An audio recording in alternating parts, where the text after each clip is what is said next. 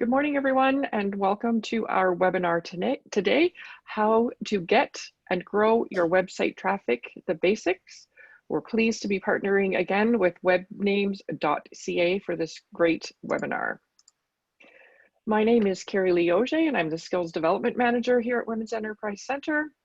I have the pleasure of overseeing all of our education and training, resources, and supports for women across the province of BC as they start and grow and build their business.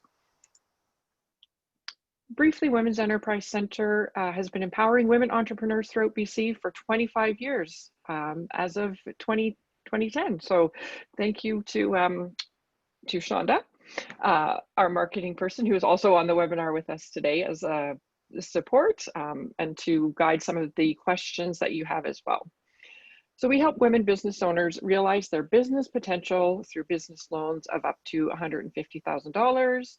We provide professional advice and resources, skills training like this webinar, mentoring programs in a one-to-one taking the stage leadership program and peer groups as well, and a supportive community as well for women entrepreneurs across the province. And we are funded by Western Economic Diversification as part of their Women Entrepreneur Initiative. Ways we can support you now: we're continuing through COVID-19 to keep this resource page up and running and updated on a regular basis, thanks to Shonda and our amazing team of business advisors. So I encourage you to bookmark this page, wec.ca/COVID-19, to go and find out what the updates are from the government, from us, and to see a lot of the recordings of webinars and content that we have provided already through this, the last 6 months. So today, Webinars 101, I think we're all getting pretty familiar with Zoom, but just in case, we want to make sure you know about the chat and the Q&A. And I encourage you to type in those questions. You know, if you've got them down, you want to make sure that we answer them, pop those questions in as they come up. We'll review those a few times throughout the webinar today. And of course, Karthik and Juliana might answer those for you automatically, but get them in there right away and we'll be sure to take a look and make sure that we've got those all answered for you. And on that note, we're pleased to have joining us again, Juliana Horvat and Karthik Balachandar from Webnames. Both are account managers as well for Webnames. And I know a lot of you joining us today were on the last session. So I'm gonna actually pass it over to Juliana and Karthik to do brief introductions of themselves and the content as we do the swap of the screen share right now.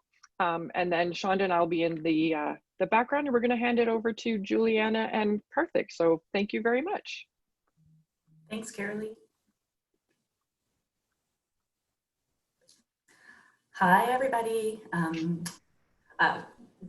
Just to clarify one thing, Karthik and I are actually both marketing managers. Not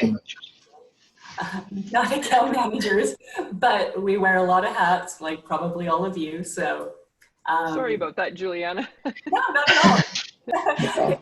Thank you for the intro. So today we are going to do our second webinar of our series.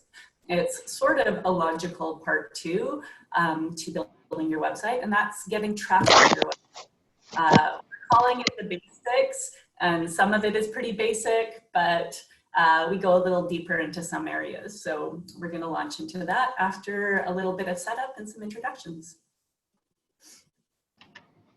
Yeah, and thanks, Carolee and WEC for having us here. As Juliana mentioned, both of us are marketing managers, and we have close to, between the two of us, I guess, 20 years of experience in primarily digital marketing, product, and a variety of associated acts as well. Like just yesterday, I was trying my sales hat on. But yeah, we were happy to be able to share some insights that we've garnered over the last 20 years of combined experience. So let's get right into it.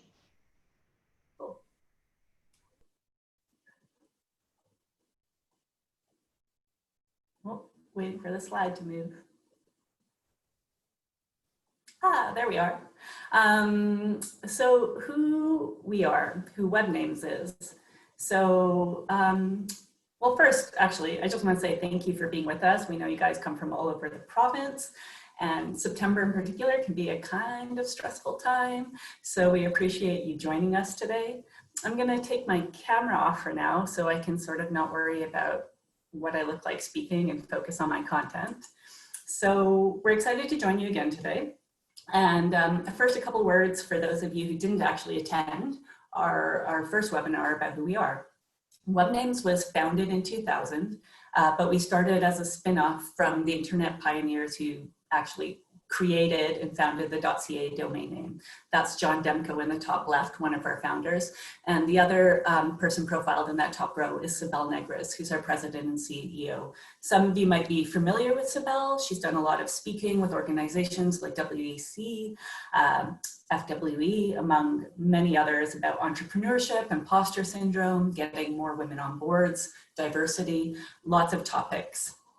So we are based in Vancouver, and we're also a small business. We have about 30 employees, and we're kind of unique in our industry because, as far as we know, we're the only certified women-owned business that does domain registration at this scale and web hosting and corporate domain management. And we're also a certified diverse business through Kamski. It's also our 20th anniversary this year, so we're pretty excited about that. And what we're sort of known for in this industry, which is a really crowded industry with giant players like GoDaddy, is really our incredible customer support and being your ally on the web. We truly focus on that. We take the time that's needed to make sure you're well supported and we answer your questions. And I don't know if you can see it here. I can't see it on my screen. There's a link at the bottom of this page and at the end of this deck about a free .ca website, a program that we have going now for entrepreneurs who need to launch a website during COVID. So I won't get into that right now, but we'll come back to that. Okay, so the next slide, we're gonna just quickly get into an overview of what we're gonna cover. So every business is unique. You're going to have different goals, different products, different target audiences, and different competitors to the next person in this webinar. So our intention with this webinar, similar to our last one, is not to tell you what to do per se, but to provide you a framework for achieving your goals. With that in mind, today we're going to endeavor to cover the following. We're going to try to help you determine the right kinds of traffic for your business goals and how to nurture it. We're going to try to help you understand and analyze your website traffic a bit and zero in on the metrics that are most relevant to those business goals of yours. And we're going to explore the different traffic channels that you can focus on. And there's a lot of them, from search to email to social to offline channels.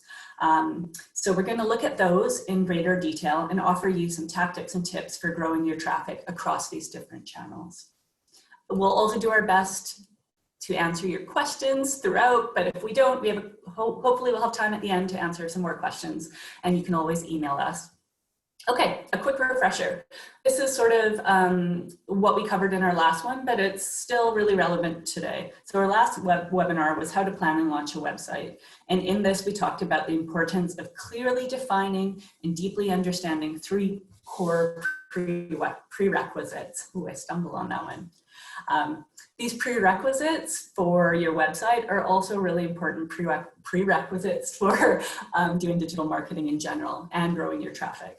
And that is nailing the purpose of your website, the goals of your website, and your audience. These 3 things are critically important when it comes to developing a strategy that will attract not just traffic, but quality traffic to your website. The type of traffic that will bring you leads or engagement, depending on your goals, and hopefully with a little nurturing, those conversions and sales that you want to see. Okay. Ready to move on here. Sorry, I should be signaling that. Awesome, thank you. So what is traffic? And what is good traffic? So you have a website, now your business needs those visitors, but it doesn't need just any visitors, it needs relevant ones. So traffic, just at its most basic level, is simply the users that visit your website measured by visits or sessions. That's just what traffic is by definition. While traffic quantity can certainly benefit you in terms of brand awareness and increased visibility, more eyeballs on your website never hurt. What you really want to be trying to do is attract that quality traffic. So that's your goal, quality traffic. So quality traffic can sometimes be referred to as qualified traffic or relevant traffic. It'll be called different things in different literature you see online. But basically, these are the website visitors that are best aligned with your buyer personas, and therefore the most likely to be interested in your content, your products, your services, and the ones that are most generally going to translate into leads or sales for you. Quality traffic can come from a variety of different online and offline channels, and it can be earned or paid. And these are things we'll dive into shortly. But really, ideally, because there's so many different channels, what we also want to instill in you is that you should attempt to have some diversity in your traffic. This diversification of traffic sources makes it less likely that you'll hit some sort of road bump or problem in one channel that can have a big or detrimental impact on your business overall. So while SEO, organic traffic, is a harder game these days than it was a little while ago, back in the day, people who were fully reliant on organic traffic would be doing good, getting all their leads from Google or whatever search engine, and then an algorithm change would come and boom, decimate their traffic. So that's why traffic diversification is really important. You want to get it from a few different places. So how will you know if your traffic is quality traffic? Over time, you should see some key indicators. Oh, sorry, the next slide back, please. Some key indicators, and those are higher levels of engagement, which I have there underlined. So engagement can be more page views, increased time on those pages, more returning visitors, a lower bounce rate. If you're a brick and mortar operation or a service area business, like a dentist or real estate agent or mechanics, you'll want to look at your geo, the geography of where your users are coming from. And obviously you're going to hope to be seeing more conversions and sales. Sorry, Karthik, now we can move on.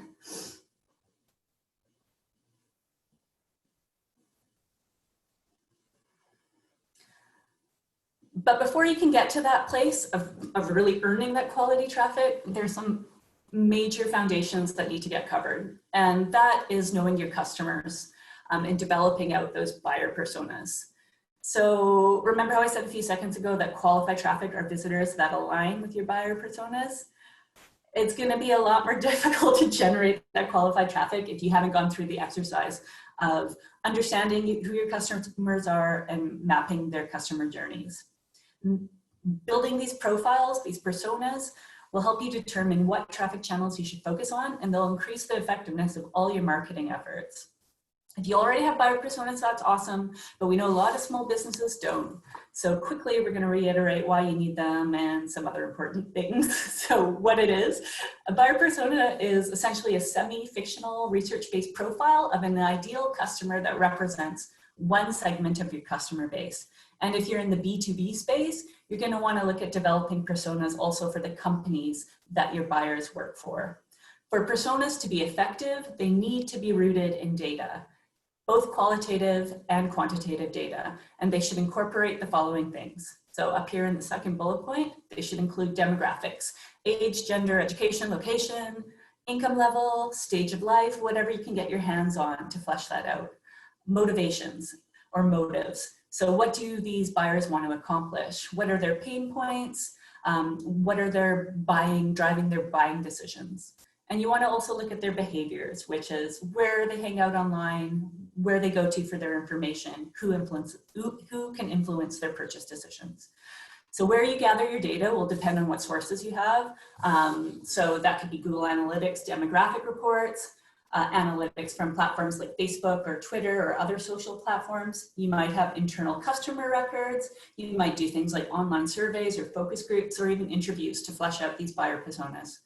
There's a lot of great tools online for helping you do this, and I've linked to a few of them here.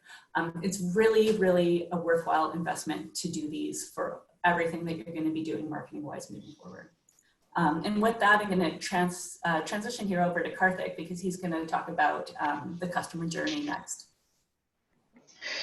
Yeah, sorry about the slight glitches when we were transitioning slides. There appears to be a slight lag between when I hit the button and when it shows up on your screens, but hopefully we can smooth it out as we go on.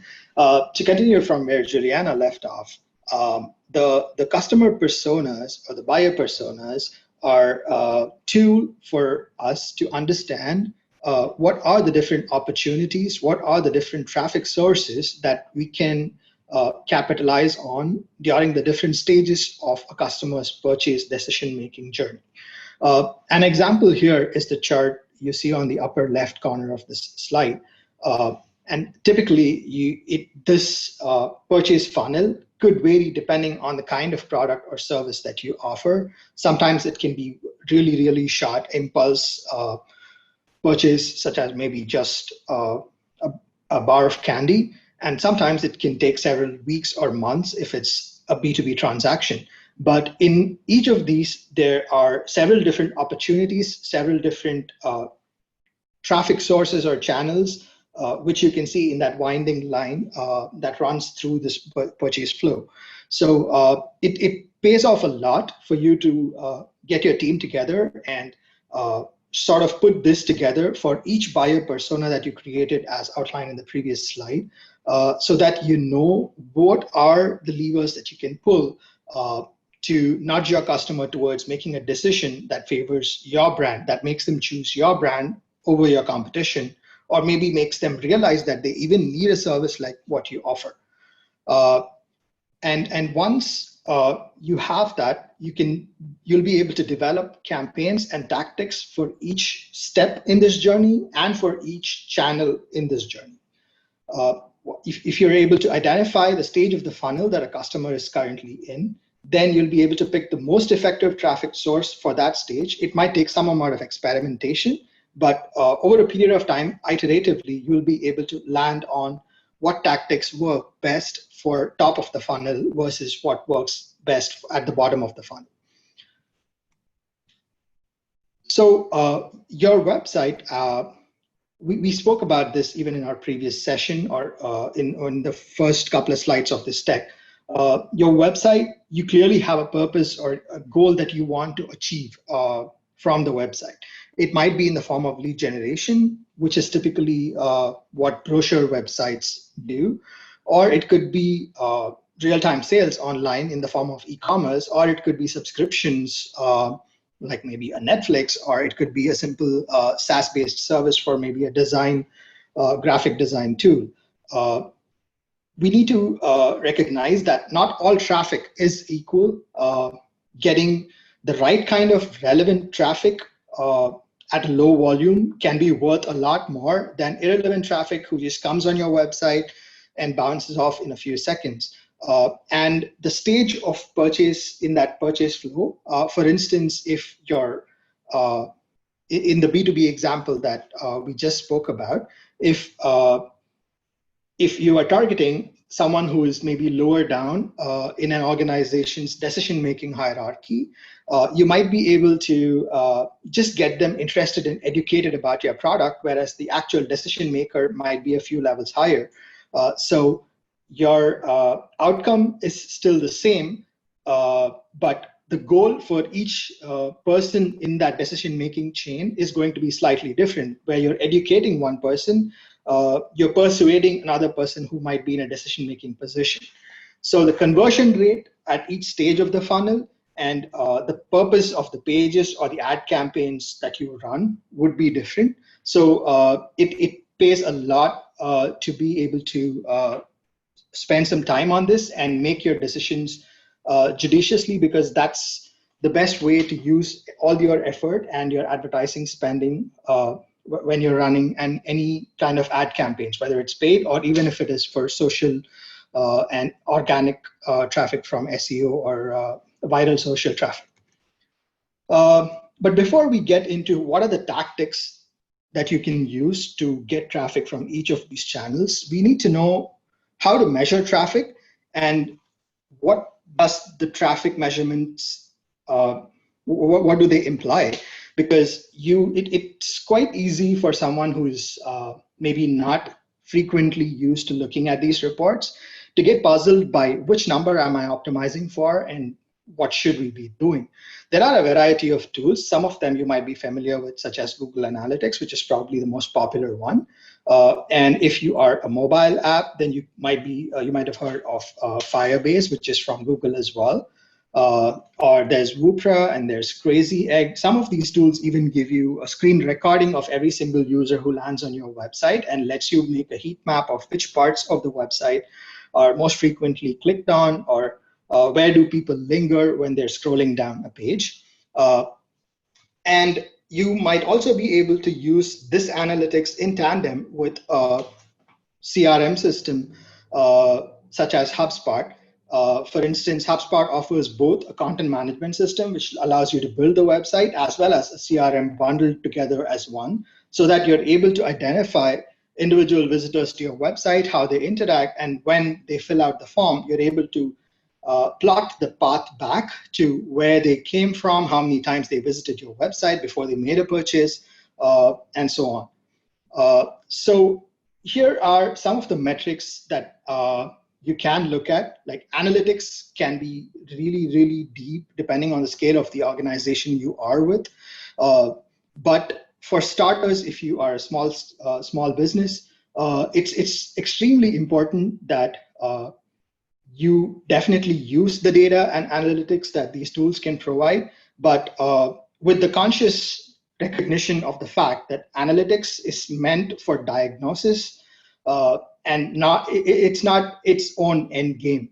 And the reason I say this is when someone's new in marketing, and I was back in the day, it certainly was, it gave you a kick to realize that, yeah, you grew some particular metric by 100% and you feel wow.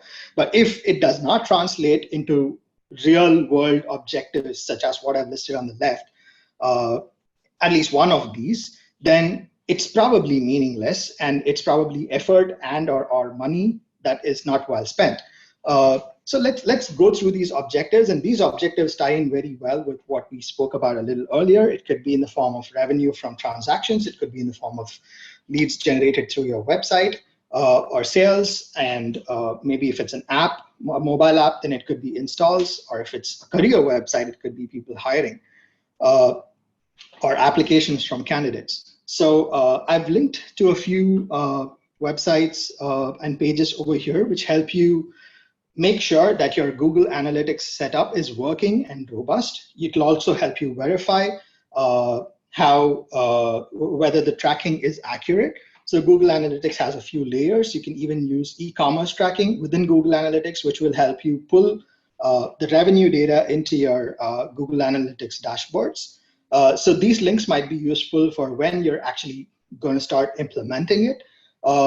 But the one point that I would like you to take away from this slide is to focus on the objectives listed in the left, which I call first order metrics, and refer to the second and third order metrics. For example, things like a bounce rate or the time on the page. Only when you see that something is not going the way you want it to go, and then you want to drill down and identify why that might be happening. Over the next few slides, I might be skipping forward a little faster because these do get a little bit into the weeds and might not be relevant to all of you. But these are just some of the most commonly used reports on Google Analytics, which I think every website should have de facto, because it's one of the most powerful and easy to understand tools for website analytics. So on the traffic set of the reports in Google Analytics, the things I would recommend that you look at would be the channels, which are basically the sources of traffic, referrals, which are obviously websites, other websites that redirect some traffic to you, and the Google Search Console. The Google Search Console is important because it gives you a window into search engine optimization, how your website is picked up on Google, what are people looking for when they find your website on Google, and what are the keywords you could potentially optimize for, and a lot of such interesting user behavior analysis. The user behavior reports within Google Analytics, on the other hand, they tell you about page views over time, what's important to note is the raw page view number itself doesn't matter so much as how it has evolved over time and why it has evolved over time. And you can also have other factors, such as if you have a gated content, if you've written a white paper that you would like people to download, therefore creating a lead in the process. You can use Google Analytics to track on click of a button the number of clicks and track their behavior back to how you found those users. And one of the most common and popular reports is, of course, conversions, because that tracks very closely with the objectives we want to accomplish.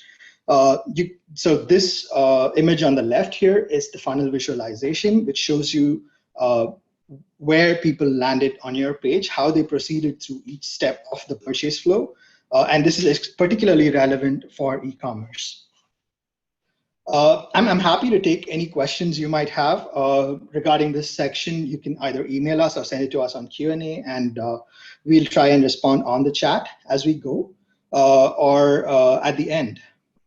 So now that we know a little bit about how to get and measure traffic, let's dive into the tactics from the different sources. So these are the most common traffic sources that you see for websites. So we will be spending the next 6 or 7 slides on each of these. So direct traffic. So this is probably the most easy to understand, but most difficult to grow. And the categorization of direct traffic is something Google Analytics and many other analytics tools offer. And it's usually a catch-all. When Google is unable to determine the source of traffic, it usually classifies it as direct traffic. And most commonly that happens when, for instance, we all know that google.com or google.ca is where we go to search. So you might just go to the browser and type in google.com. That is an example of direct traffic. So when people know the brand they're looking for, that's the source of direct traffic. It's a result of brand building online and offline. So if you are a brand who has existing customers, then if they visit your website once again by memory of your brand, then they are likely to be your direct traffic folks. But it's also possible through word of mouth, where somebody referred them to you offline and they are looking you up on the website. So the key factors to improve your direct traffic is that your domain name matters. Typically, we recommend that your domain name not have more than 2 or 3 syllables if you can manage it. A short domain name is always better. Hyphens are avoided. So even if you cannot get the perfect domain name that you dream of, or if you find that that domain might be available at a premium on the aftermarket, then we would recommend that you try and make an effort to get it if it's still within your budget. One other thing is a lot of times our employees go out and respond or write articles on the internet in their respective functions. And it's an inside joke among marketers, between marketers and designers, where marketers are always worried that their logo is too small, and designers worry that the aesthetic is lost when the logo is too big on any graphic. I'm sorry to interrupt. I was just going to say, this is very real for us because we have this struggle every day with our designer. Whenever we do it, Colton, make it bigger, always. Yeah, and the reason, the analogy I want to draw here is we often don't claim credit when our employees or our thought leaders contribute to stuff online and drop our brand name out there. On the one hand, you might see some people aggressively spamming their content to get the brand out there, and that's obviously distasteful. But completely shying away from that on perhaps platforms like a Stack Overflow or LinkedIn, where people answer questions in their areas of expertise, it's completely legitimate to be able to link back or name drop your brand and get people aware of your brand name and your domain name. And the last point here is about tracking errors. As I said, if Google is not able to determine the source of the traffic, it's possible that they may attribute it to direct traffic. But it's just a note of caution, and it's not something that you can necessarily act upon unless you know that some user definitely came from a particular source and it was misattributed. The second and probably the most sustainable source of traffic online is organic search, which for most people becomes de facto Google, although Bing is reasonably popular, especially in Canada. It's got a non-trivial market share. So for organic search, whether it's on Bing or on Google, content is all that matters. And this content could be in the form of the copy that's on your website pages. It could be in the form of content that's on your blog. We need to make sure that there are two aspects to SEO, and both of them are given adequate attention to. Usually the technical SEO part of it, which is about making sure that the Google algorithm, the bot, is able to process all the information that's on your website in the form of keywords, in the form of links, so that all of those are up to scratch. So your web developer and your marketing folks might be able to nail down deeper on this, but we have a few links over here which will help you research each of these factors on technical SEO. But the advantage with technical SEO is that you start it, and once you do it, it's not something you need to revisit very often unless something goes wrong. And there are tools such as SEMrush or Moz, which help you monitor that everything is fine, and they'll alert you if something is broken. One catch with SEO is that these days almost everyone has a website, and it's quite hard to go up against really large brands who might be popular in your industry, but they might not necessarily have or provide that service in your particular location. And that's where local SEO becomes incredibly important. If you have an office or if you have a target audience which is located in a relatively small geographic area, that is your low-hanging fruit, which you must absolutely capitalize on. And local SEO works primarily by you making it obvious to Google that this is the area you serve, and this you can do through a platform known as Google My Business and on Google Search Console. For instance, if your audience is definitely within Canada and probably within Vancouver, then choosing a .ca name might be advantageous because it indicates to Google that this is your area of operation. And making sure that your Google My Business page lists your address for definitively, it's listed on the map. All of these factors provide cues to Google that this is the area where you're really strong in, and helps them divert more traffic to you when the right keywords are used. If you are in an industry where you cannot go local, then my recommendation would be that you should go niche. For instance, if the examples I've listed here, if it's a DIY brewing kit or a serology test automation, those are not keywords that a ton of people are searching for often, but those are known as long tail keywords, and it's slightly easier to start ranking on those because there aren't too many results to start with in the first place. So spending a fair amount of time in the user journey that we spoke about earlier will help you understand what are users looking for when they're actually looking for your service.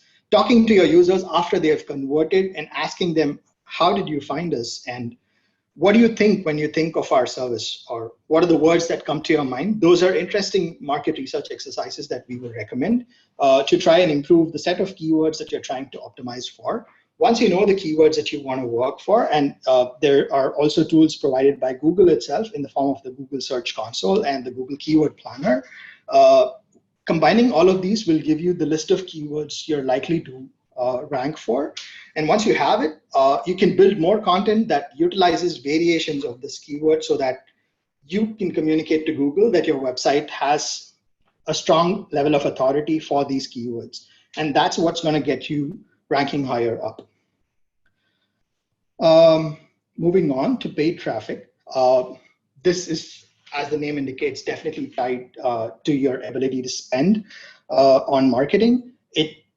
And in this context, I'm going to talk primarily about advertising online. So that would be in the form of search on Google or Bing, or in the form of social media ads and boosted posts on maybe Facebook or Instagram or LinkedIn, depending on the industry and its relevance. There are there's a delineation that you can draw between the type of ads. You might have seen text ads on Google when you're on a search results page. The first 3 or 4 results are usually text ads on search. Those typically work much better for lower down the funnel. That is the step just before the customer is ready to make a purchase. When they sort of know what they're looking for, they might not know who or which brand they are looking for. In some cases, they might know even that. And display advertising, which can be either remarketing, or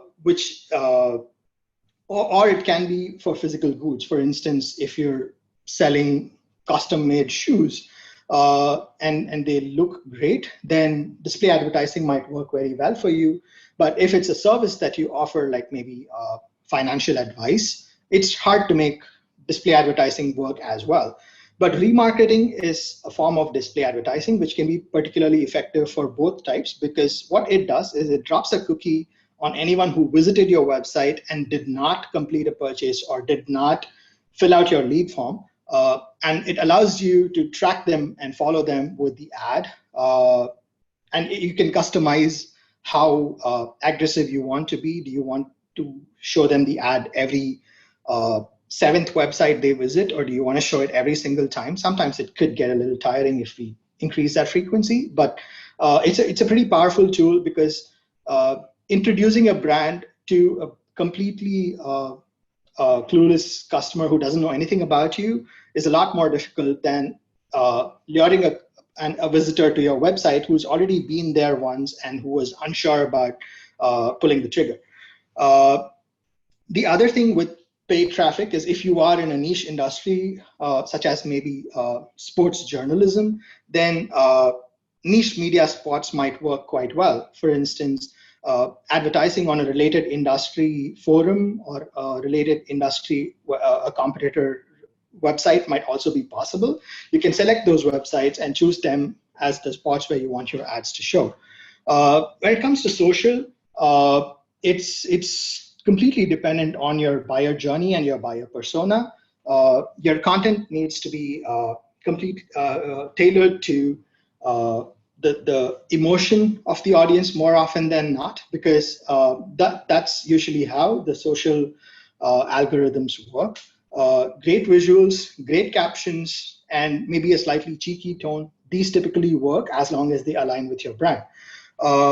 If you are in the B2B space, then LinkedIn is a great tool for paid advertising, whether in the form of in-mail or in the form of your ads on LinkedIn itself.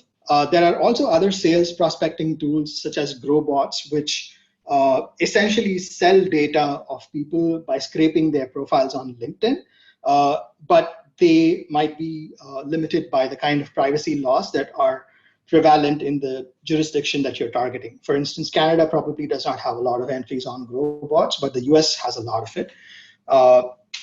And in addition to that, it's also possible to do cross-channel remarketing and retargeting. For instance, you might run ads on Facebook because they are relatively cheaper, and then use your remarketing cookie to show the people who visited your website through Facebook ads on Google, because those are remarketing ads are relatively cheaper on Google.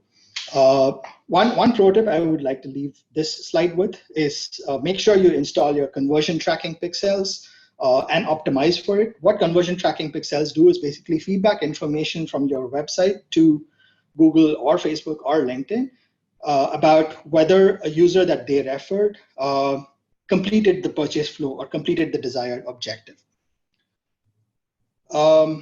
And with that, we move to the referral traffic, which is, as I explained earlier, it's traffic that you earn because someone linked to your website. It could be in the form of a press release. It could be someone who appreciates the services you provided and writes about you on their blog. It could be a news website giving you coverage. Typically, in industries that are slightly mature, there might be affiliates, there might be people who do unboxing videos, there might be influencers who write reviews, and these might, some of them might expect a commission to link back to you, or they might even expect a commission for each transaction that they refer to you, but these are all valid use cases of referral traffic. And because you pay only for every conversion, it might definitely be worth your while trying to explore this. So top 10 listings, maps, links from a Google map listing or another map listing, and vertical aggregators such as maybe a Yelp can be very helpful, or even in the case of Vancouver or in Canada, the Better Business Bureau is a good example of websites with good authority that can link back to you that people might be encountering when they research your company. It also helps to publish shareable research reports or infographics or surveys, because that can get picked up by people who are writing about the topic or the industry that you are in. So engaging with press and influencers and even your own personal social network can be very, very useful for referral traffic. With that, I'll hand it over to Julie for email traffic. Oh, email traffic. Email traffic is one of my favorite things when it comes to these traffic channels. And right off the top, that first bullet point kind of explains why. Email traffic is one of your most valuable drivers of quality traffic because it's coming from your existing leads or customers. These leads are already more invested in you and they're further along in your buyer journey. So email marketing also has some of the highest ROI, probably the highest ROI of any marketing activity, somewhere between, I was going to say it's about 4,200% ROI. So that's somewhere between $38 to $42 for every dollar spent. It's really significant and it's really big bang for your buck when you're comparing where you want to put your money in terms of paying to do marketing work. So what's gonna help your email traffic really grow is having a great email list. So building your email list is a big topic in its own right, but it's basically the basis of your email traffic. So you want to research this, how to do this effectively. Customers and leads will churn both voluntarily and involuntarily off this list. People leave jobs, they unsubscribe, their emails change. So building your list requires continuous effort. And there's lots of tactics you can use to grow it, from integrating signups across your website and your content to incentive offers and a whole bunch of other things. Any of the big email marketing tools like MailChimp, Constant Contact, or Campaign Monitor, they all have great references about how to do this. And of course, all of your emails should always be permission-based. So when it comes to email and email traffic, there's different strategies for B2B and B2C businesses. So I guess what I sort of want to focus on here is that B2B businesses, it's important to remember that they typically have a lot longer buying cycles. So think about weeks or months to sell a product if you're B2B or to another business generally. And there's probably more than just one stakeholder involved in this too.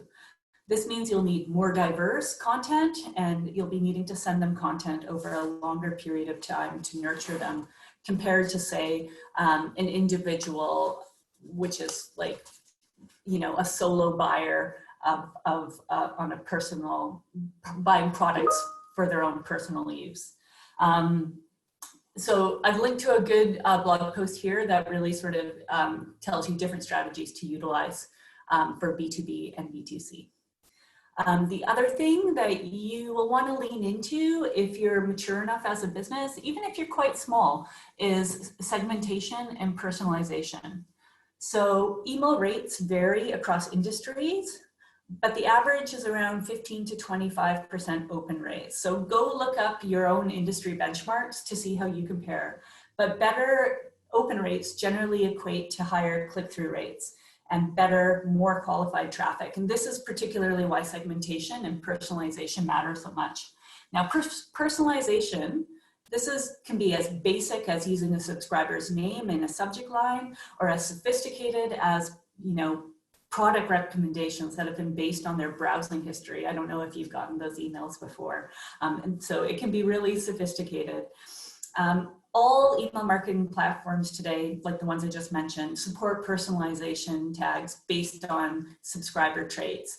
But the more sophisticated stuff will probably need to link into your CRM or your e-commerce platform.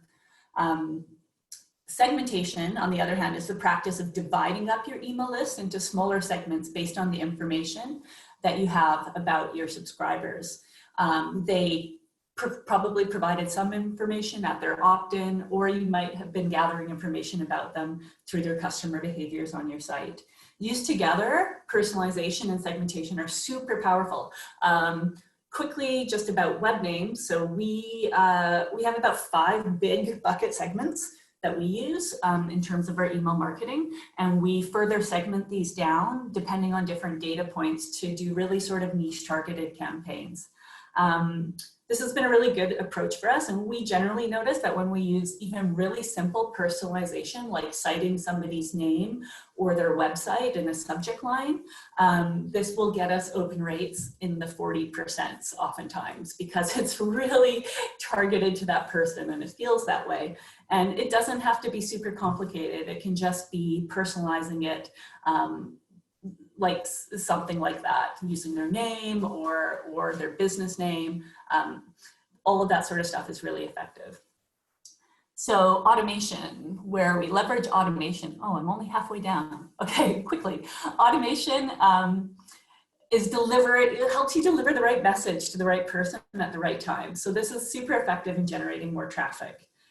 We talked a bit about differences in B2B and B2C campaigns, how they should be structured like a couple seconds ago, but this is also really important in automation. So automated emails to B2C buyers should be more personalized, and oftentimes they can be triggered by, a one-off sort of event.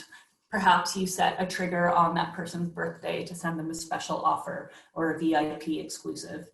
B2B buyers have generally more complex buyer journeys, and they're better served by drip campaigns, which continue to sort of educate them or provide them educational content over time to nurture them down that buyer funnel to that conversion. And like we said before, this can take a bit of time with a B2B audience. Landing pages. I've linked a good resource in there. The landing page that you're sending people to from your email is really important.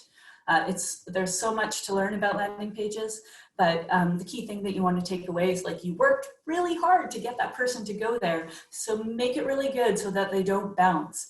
And if you have the ability to personalize that landing page in some way, that's also really effective and can really help people convert. You're going to want to promote sharing of your email. So this is, simple social buttons or send this email to a friend functionality. And you can just ask people within the email, forward this to a friend if you think this is valuable to them. This can actually do quite a bit in terms of generating new visitors and more views and traffic, and introduce your email marketing to new subscribers. Your platform and your device. Be mindful of device preference and adapt your emails accordingly. So 47% of all people these days across all demographics, they tend to check email on mobile. So that's super important to keep in mind when you're doing your email marketing. We'll go on to traffic, and I'll try to breeze through that one. Social media traffic. The top bullet point here is probably like the foundation of what you're going to want to remember to try to get qualified traffic from social media. That's be where your customers are. So smaller businesses really need to pick and choose where to best focus their energy. Social is no different. So it's not the number of users that a particular platform has, it's how well that platform aligns to your business goals and your target audience and your brand identity. Depending on whether you're a B2B, courting B2B customers or B2C customers, you'll prioritize your channels differently. So you should, well, you know, if possible, to maintain a presence on all the big social media channels for brand awareness, that's great, but really focus down on the ones that are important to you. So there's so much volume of content on social media. So another reason to really sort of be judicious about where you put your energy is that you can really sort of get lost in creating content and spending time doing this and not really driving significant traffic to you. Optimizing your profile is really important. It's, you know, that little bio that you're showing there, so many of them are not filled out. They have a stock description, no keywords, no link. Do your brand justice and infuse some personality into that. Lots of people click on those profiles and that can bring you new traffic. Now, optimizing your social content is a really big topic as well. So again, I've linked to some resources in there. And the major takeaway here is to try to create unique content that's specific to each social network that your brand is active on. Don't use the same thing across them all. It just won't work. So research what the optimal styling is and presentation for the networks where your buyers are most likely to be. And as much as you can, be visual. I've linked to some really great resources here about how to create super dynamic posts. With attention spans at about 8 seconds, these high quality evocative images can really make or break your posts. Imagery can also really, really put your success of a post through the roof. So you're gonna want to sort of look at what's worked for you in the past, dive into your historical data to see what posts have been successful for you, and really come up with a great visual strategy to drive that engagement. Pay attention to timing. So again, what are the peak activity times on various social platforms? That's when you're going to want to be doing your posting if possible. So they vary. You can just Google this. So oftentimes on Twitter, that'll be in the morning because most people are checking for news between 9 and 11 a.m. And Facebook, it's often the afternoon, 1 to 2 p.m. So time it for that. Engage beyond your followers. Engagement is super important. So this is, you know, answering people's questions in a really timely fashion. Karthik mentioned this also, answering, you know, if there's questions out there that you encounter on social that are aligned to your products or related to the area you do business in. If you have genuine knowledge to provide there, answer those questions, link to your website, link to your products if it's relevant and not spammy. Research your effective hashtags. Don't just make them up. The right hashtags combined with good content will really promote discovery of your business. And yeah, and ask people to engage with you. Questions are super effective in social posts. They're a great prompt for engagement and for virality. So people will often send things to other people or tag people to get them involved. Lastly, pay to play, boosting posts. So Karthik talked about paid channels, paid traffic earlier, so he's gone into this a little bit, but I just want to mention, while ad rates on social media have gone up a lot recently, it's still pretty affordable to boost posts on Facebook, Twitter, and Instagram. So if you have a product announcement, a piece of content to promote, or simply notice that a post that you've created is catching good engagement, boost it to build that awareness and to build your audience. Again, targeting is your best friend when it comes to boosting a post or any sort of campaign you're doing on social. Really zero in on your ideal audience, demographics, location, and interests. Yes, chime in, sorry about that. Somebody was talking there? Nope, okay. Offline channels, super speedy here. What time are we at? Okay, we can do this. Offline channels. So now that we've gone through all the major online channels between Karthik and I, let's not forget these babies. These are your offline traffic channels. And customers will encounter these things in their customer journey. And we don't talk about them enough these days, and they can be really effective for driving traffic as well. For example, for me personally, I've followed the instructions of podcasters so many times to go to blah, blah, blah website / this. So they're directing me to a specific page and boom, I'm there. That's an example of offline traffic. So this slide shows a combination of both owned and paid offline traffic channels. There are many of them and they're diverse. They can include things like business cards, networking, your invoices, swag that you give out, speaking engagements like this, podcast brochures, trade shows, direct mail is still really effective and gives you really good bang for your buck. So every time you promote your brand offline, make sure your domain name is on it. That's super critical. That'll drive traffic to your website. And if you're going to share a link somewhere, make it short and relevant. So, you know, if we were on a podcast, we'd say on CBC, we'd maybe ask that podcast to use, go to webnames.ca/CBC for a 20% discount. Make it short and memorable so people can remember it when they walk away from whatever that offline piece is. Check direct and landing page traffics in Google Analytics to see if you're getting traffic on those pages that you cited. And you can also measure this by searching, by going into your Google Search Console to see if you've had sort of an increase in people searching on your brand, because it lists it lists the keywords in there that are directing people to your website. And the last thing that you can do that is really effective in terms of driving offline traffic is a loyalty program, affiliate marketing efforts, and a referral program. All of those things that go by word of mouth can be really effective in this area too. Awesome, we're almost there on time. So this slide over here is sort of a summary of everything that we've spoken about so far, but I'm going to take time to maybe talk about only the 2 points in each of these columns, because when digital was still a new thing, people treated it like a separate channel of business or separate source of traffic. But increasingly, digital is a part of the world we live in. So you need to treat it as part of your business. You need to bridge the gap between online and offline. And that's why what traffic you see on the website is closely correlated with what you do offline. Wherever your website goes, your brand name needs to go, be it in your business cards, in your brochures, in your radio ads, whatever it might be.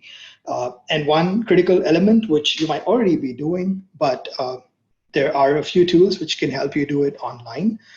For your competitors' websites or services like Built With or SimilarWeb, which help you assess or estimate the kind of traffic that your competitors might be getting, the kind of tools that they might be using.